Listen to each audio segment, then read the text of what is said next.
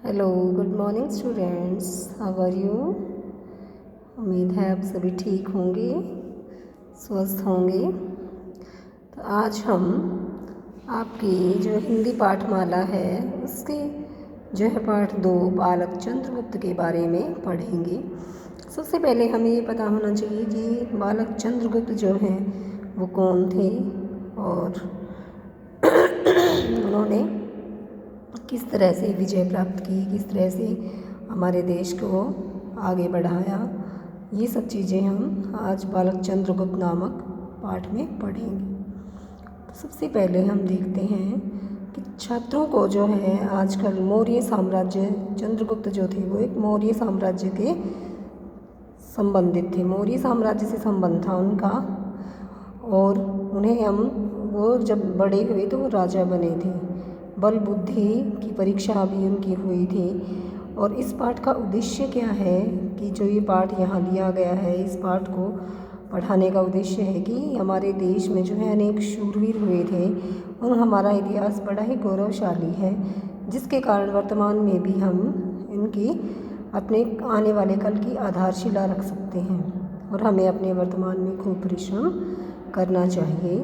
तो अब हम पढ़ते हैं बालक चंद्रगुप्त। इसमें क्या बताया गया है? बात उन दिनों की है जब मगध साम्राज्य का राजा महापद्म नंद था। उस समय जो है मगध साम्राज्य में का राजा कौन था? नंद थे। पूरा मगध प्रांत उसके अत्याचार से कांप रहा था, यानी वो बहुत ही अत्याचारी और क्रूर शासक था। मगध प्रांत की राजधानी पाटलिपुत्र के पीपली कानन नामक गांव में मौर्य सेनापति का साधारण सा घर था।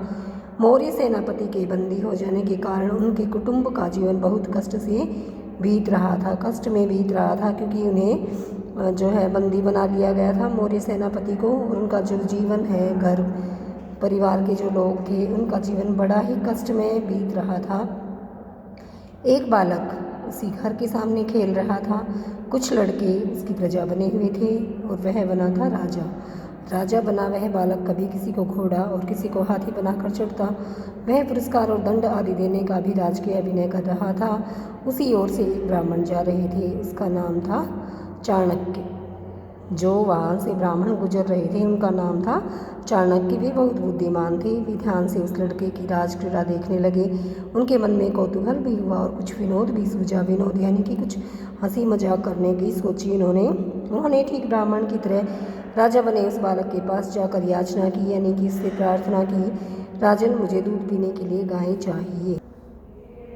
बालक ने राजा की उदारता का अभिनय करते हुए सामने चरती हुई गायों को दिखाकर कहा, इनमें से जितनी इच्छा हो ले लो। ब्राह्मण ने हंसकर कहा, राजन ये जिसकी गाय है, अगर वह मुझे मारने लगे तो? बालक ने सगर्व छाती फुलाकर कहा, किसका साहस है जो मेरे आदेश को न माने? जब तक मैं राजा हूँ तब तक मेरी आज्ञा अवश्य मानी जाएगी। ब्राह्मण ने आश्चर्य से बालक से पूछा, राजन आपका शुभ नाम क्या है? तब तक उसकी माँ आ गई और ब्राह्मण से हाथ जोड़कर बोली, महाराज ये बड़ा धृष्ट बालक है, इसके लिए किसी अपराध पर ध्यान न दीजिए। ब्राह्मण ने कहा, कोई चिंता नहीं, यह बड़ा ही होनहार बालक है। इसकी मानसिक उन्नति के लिए तुम इसे किसी प्रकार राजकुल में भेजा करो। उसकी माँ रोने लगी और बोली, हम लोगों पर राजकोप है और मेरे पति राजा की आज्ञा से बंदी बनाए गए हैं। ब्राह्मण ने कहा, इस बालक का कुछ अनिष्ट न होगा, तुम इसे अवश्य राजकुल में ले जाओ। इतना कहकर बालक को आशीर्वाद देकर वे चले गए। उसकी माँ बहुत डरते डरते एक दिन अपने चंचल और साहसी पुत्र को लेकर राजसभा में पहुंची। महापद्म नंद एक निष्ठुर और मूर्ख राजा था। उसकी राजसभा सदैव बड़े बड़े चापलूस मूर्खों से भरी रहती थी। एक दिन उन दिनों राजा दूसरे राजाओं के बल बुद्धि वैभव आदि की परीक्षा लिया करते थे। इसके लिए वे तरह तरह के उपाय सोचते रहते थे। जिस समय बालक माँ के साथ राजसभा में माँ अपने बालक के साथ राजसभा में पहुंची, उस समय किसी राजा के यहाँ से नंद की राजसभा की बुद्धि का अनुमान करने के लिए लोहे के पिंजरे में मोम का सिंह बनाकर भेजा गया था और उसके साथ यह कहलवाया गया और उसमें ये कहा गया था कि पिंजरे को खोले बिना ही सिंह को बाहर निकालना है। सारी राजसभा इस पर विचार करने में लगी थी, पर उन चाटुकार मूर्ख सभासदों को कोई उपाय नहीं सूझ रहा था। अपनी माता के साथ वह बालक यह लीला देख रहा था, वह भला कब मानने वाला था। उसने कहा, मैं निकाल दूंगा। सब लोग हंस पड़े। बालक की ढिठाई भी कम न थी। राजा नंद को भी आश्चर्य हुआ। उन्होंने जानना चाहा कि वह कौन है। मालूम हुआ कि वह राजबंदी मौर्य सेनापति का पुत्र है। फिर क्या था, नंद की मूर्खता की अग्नि में एक और आहुति पड़ी और वह कुपित होकर बोला, यदि इसे न निकाल सकेगा तो तू भी इस पिंजरे में बंद कर दिया जाएगा। बालक की माता घबरा गई। उसने सोचा कि यह विपत्ति भी कहाँ से आई। इससे अच्छा होता कि मैं अपने पुत्र को लेकर यहाँ नहीं आती। परंतु बालक निर्भीकता से आगे बढ़ा। पिंजरे के पास जाकर उसे भली भांति देखने लगा। फिर लोहे की शलाकाओं को गर्म करके मोम के सिंह को पिघलाकर पिंजरे को खाली कर दिया। यह देखकर सब लोग चकित रह गए। राजा ने पूछा, तुम्हारा नाम क्या है? चंद्रगुप्त, बालक ने बताया। राजा ने प्रसन्न होकर चंद्रगुप्त को तक्षशिला के विश्वविद्यालय में पढ़ने के लिए भेजा।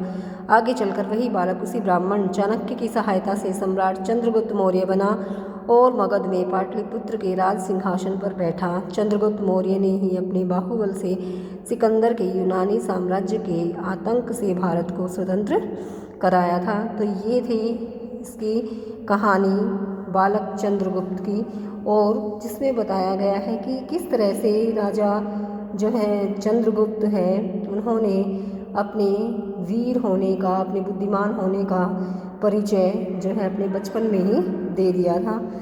तो इस कहानी को आप एक बार फिर से पढ़ेंगे और समझेंगे, और कल हम इसके प्रश्नोत्तर और शब्दार्थ वगैरह करेंगे। धन्यवाद।